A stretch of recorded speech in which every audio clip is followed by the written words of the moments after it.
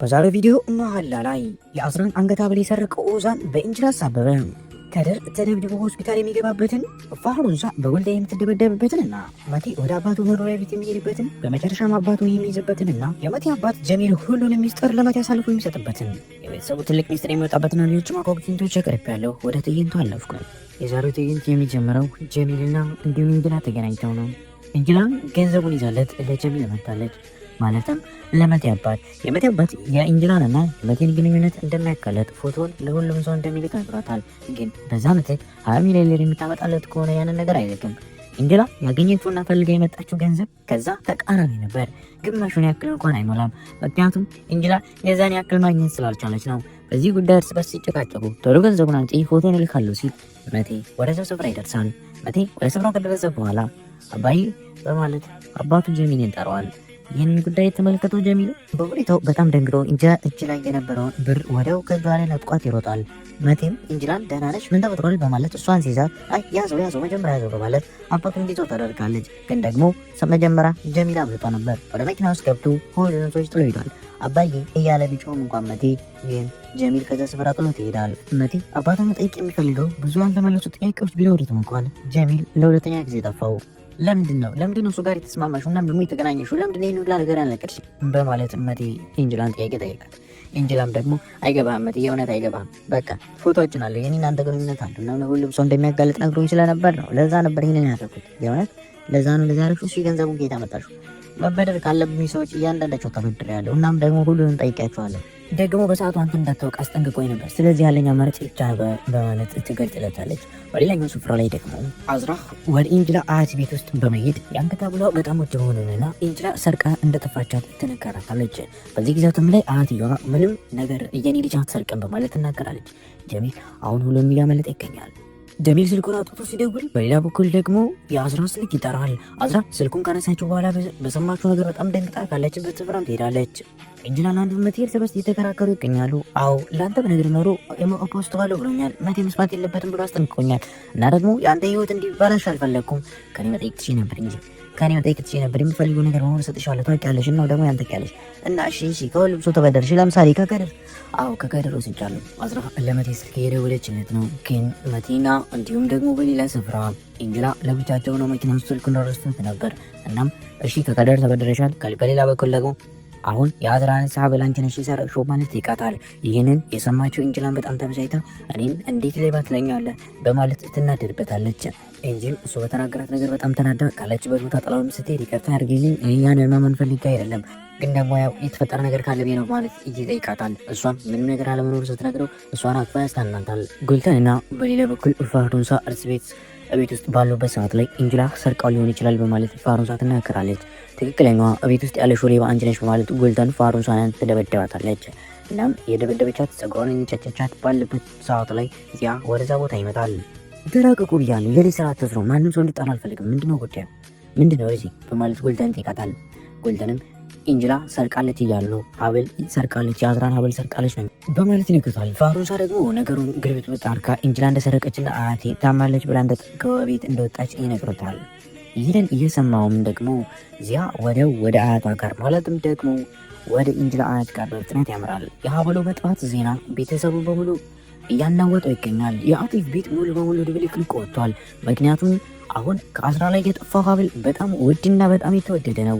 እናም ደግሞ በዛ በኩል ማን ሊሰርቀው ይችላል? እንጅላ ላይ ሁሉም እየወሰዱ ይገኛሉ። አቲፍ ግን ይህ ነገር አሻፈረኝ በማለት ይናገራል። ኦዛን ይህን ነገር ሲሰማ እሱ ሰርቆት የነበረውን ሐብል አሁን ለመደበቅ ይሞክራል። ምን አይነት ደደብ ነኝ በማለት በፍጥነት ሐብሉን ከኋላ ኪሱ በማውጣት አሁን የት ማድረግ እንዳለበት ግራ ይገባዋል። አሁን በሌላ ስፍራ ደግሞ አዝራ ወደ ሆስፒታል ውስጥ ሄዳ ትገኛለች። ሆስፒታል ውስጥም ከሄደች በኋላ ከድር ወዳለበት ክላስ ውስጥ ከበታው ትገባለች። ከድር በማለት ትጮኻለች። ከድር ጭንቅላቱ ታስሯል።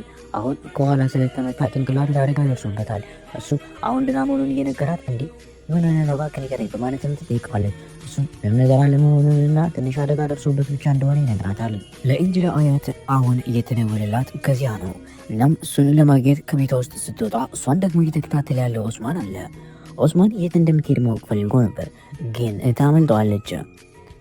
አሁን አዝራ የምትገኘው ከከድር ጋር ነው። ከድርን ስለ ሁሉም ነገር እየጠየቀችው ትገኛለች። እስካሁን ግን ከድር ስለ እንጅላ ሀብል ሰርቃለች ለመባሉ የሚያውቀው ነገር የለም። እዚያ አሁን መጠየቅ የሚፈልገውን ነገር ከአዚዝ እየጠየቃት ይገኛል። ልጅስ ይህንን ነገር አርቃለች ሰርቃለች ተብሎ እየተወራ ነው። ግን ደግሞ ትልቁ ነገር ያ ሳይሆን እና ሰርቃለች አልሰረቀችም የሚለው ሳይሆን አንቺ እውነት ታምሻል ወይ ነው በማለት ይካታል። እሱን አለመታመሟን ስትነግረው ስለዚህ ልጅስ የደበቀች ያለችው ትልቅ ነገር አለ፣ አሁን ቶሎ እንድታገኘውና እንድትወቅ እፈልጋለሁ ሲል ይነግራታል። እሷም ልጅ ሌባ አይደለችም፣ ግን ደግሞ የምትፈልገውን ነገር መስራት የምትችል ልጅ ናት፣ ግን ምንም አይነት ሀብል አልሰረቀችም በማለት ለእንጅላ ጠበቅና ትቆምላታለች። አስራ የተፈጠረውን ነገር ለከደር ትነግረዋለች። ከደርም ይህንን ነገር በሚሰማበት ጊዜያት ላይ እንዴት እንጅላን በዚህ አይነት ነገር ትጠረጥሪያታለች ሲል ይጠይቃታል። አሁን የመኪናውን ሽጬዋለሁኝ አስራ፣ ግን ደግሞ መኪናውን የሸጥኩት አሊያም ደግሞ ይህን ነገር ያደረጉላት እናም ገንዘብ የሰጠኋት ነገር ለእሷ በጣም በቂና በቂ ነው። ስለዚህ እሷ የአንችን ሀብል መስረቅ አይጠበቅባትም። በዚህም ጊዜያት ላይ አስራ የእውነት ላለሁኝ አንቅቶ እኮ አልታመመችም ስትል ትነግረዋለች። አሁን ሁለቱም እርስ በርስ መጨቃጨቅ ይጀምራሉ። እናም በመጨረሻ ጭንቅላቱ እየሰራ አለመሆኑንና እንጅላ መስረቋን ብቻ እንደምታውቅ ትነግረዋለች። እሱም እሷን ለማስቆምና ዝም ለማስባል ይሞክራል። ምክንያቱም እሷ የሚያፈቅራት ሴት ናትና። ጊዜው ይመሻል። መቴ የድሮ ቤታቸው ይሄዳል። ምናልባት አባቱ ጀሚል ይኖር ይሆን? ቤቱን እያውቀው ነበር። እናቱ አንድ ቀን እዛ ይዛው ሄዳ ነበር። አባቱ ይኖርበታል የተባለበት ቤት ውስጥ ሰትት ብሎ ያለምንም ፍራቻ ከእንጅላ ጋር በመሆን ይገባል። ገብተው ምንም ነገር አጥተው ሊመለሱ በሚሉበት ጊዜያት ላይ ሰዎቹ ከወጡ በኋላ ቀስ ብለው መቴ እንዴት አድርጎ ማስገባት እንዳለበት ስለሚያውቅ ይዟት ይሄዳል። በዚህ ጊዜያት ላይ መቴ ከኢስራ ጋር ይገናኛል። ኢስራ ማለት አሁን ላይ የጀሚል ፍቅረኛ የነበረችው ሴት ናት። የመቴ እናት እየጠላቻትና አሁን መቴን እየነጠቀችው የመቴን አባት የነጠቀችው ኢስራ የምትባለው ቆንጆ ሴት ነው። ስለዚህ ለኢስራ ያለው ጥላቻ መቴ ከባድ ነው። ምክንያቱም ደግሞ ልክ እንጅላ አሁን ላይ የአዝራን ልጅ ልትቀማው እንዳለችው ማለት ነው። መቴ ሙሉ ቤተሰቡ ተሰብስቦ አሁን የአቲፍ ቤተሰቦች ሙሉ በሙሉ እንጅላ እንደሰረቀችው ፍሊዝ ሀሳብ ታቀርባለች። ግን ደግሞ ኦዛን ይህ ነገር ሲጠየቅ እሷ አልሰረቀችውም፣ ልታደርገውም አትችልም፣ የእውነት እንጅላ ይህንን አታደርግም ሲል ይናገራል። አቲፍም ቢሆን እባካችሁ ዝም በሉ፣ ማንም ላይ አንውቀስ፣ የተፈጠረ ነገር ካለ እናጣራለን በማለት እርስ በርስ ያወራሉ። ፍሊዝ ግን አንተ ለምንድነው እሷ ላይ መፍረድ እየከበደ በማለት ፊት ለፊት ቁማ ትጋፍጠዋለች። አሁን ኦዛን በሰራው ስራ በጣም ተናዷል። ምክንያቱም እንጅላን ወንጀለኛ እያደረጋት ስለሆነ አስራ ተሚቴ የሚገኘውን ከልፈን እየቀለለችበት ትገኛለች። ሕክምና ክፍል ውስጥ ቢሆንም ሕክምና ክፍል ውስጥ መሆኑን ሁላ እስከሚረሳ ድረስ እያሰቃየችው ትገኛለች። ምክንያቱም አንዴ በሪሞት አንዴ ደግሞ ከእንቅልፉ እየቀሰቀሰች ብቻ ምን አለፋችሁ እሱ ጋር አብራ የምትፈልገውን ነገር ልክ እንጅላ እንደምታደርገው በጥቂቱ ቢሆን የተጫወተችበት ነው። ኦዛን ለእንጅላ ደውሎ ስለ አንገት ብሎ እናውራ በማለት ይጠይቃታል። እሷን ግን ምንም የምታወራው ነገር አለመኖር ነግሯት ትዘጋበታል። ኦዛን በሰዓት የደወለው እሱ ጋር እንደሆነ ሊነግራት ነበር፣ ግን ደግሞ አሻፈረኝ ብላ ዝም ትለዋለች። በዚህ ነገር ኦዛን በጣም ተናዶ የሚያደርገው ነገር ግራ ይገባዋል። በዚሁ የሚቀጥል ከሆነ በመጨረሻም እንጅላን ማወረድ እንደሆነ ከብቶታል። መቴና እንጅላ አሁን የሚፈልጉትን መረጃ አግኝተዋል። የሚፈልጉትን መረጃ ካገኙ በኋላ ጀሚል አለበት የሚተባለበት ቦታ ላይ የሚሄዱ ነው። ጀሚል ለሰዎቹ ገንዘብ ይሰጣል የተባለበት ስፍራ ላይ ደርሶ ይገኛል።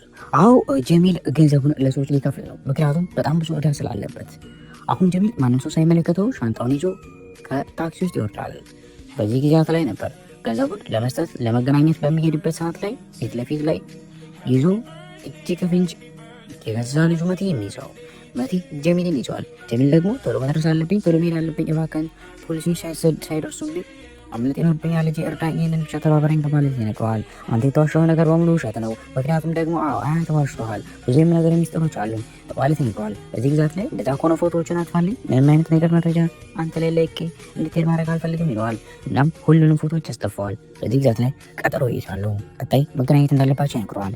ግን ደግሞ ምንም ነገር ማግኘት አልፈልግም፣ ማወቅም ስላንተ አልፈልግም ሲል መቴ ራሱ ይናገራል። ዋሽተዋል፣ ወደ ቤተሰቦች ውሸታሞች ናቸው፣ በተለይ ደግሞ አያት ተጠቅሞብሃል ሲል ለመቴ ነግረውና ወዲያው አባቱ ጀሚል ጥሎት ይሄዳል። ተመልካቾች ትዕይንቱ እስከ ይጠናቀቃል፣ ግን ደግሞ አላለቀም። በቀጣይ ትዕይንት የማስቃኛቸው ይሆናል። ልጅና አባት ምን ያደርጋሉ?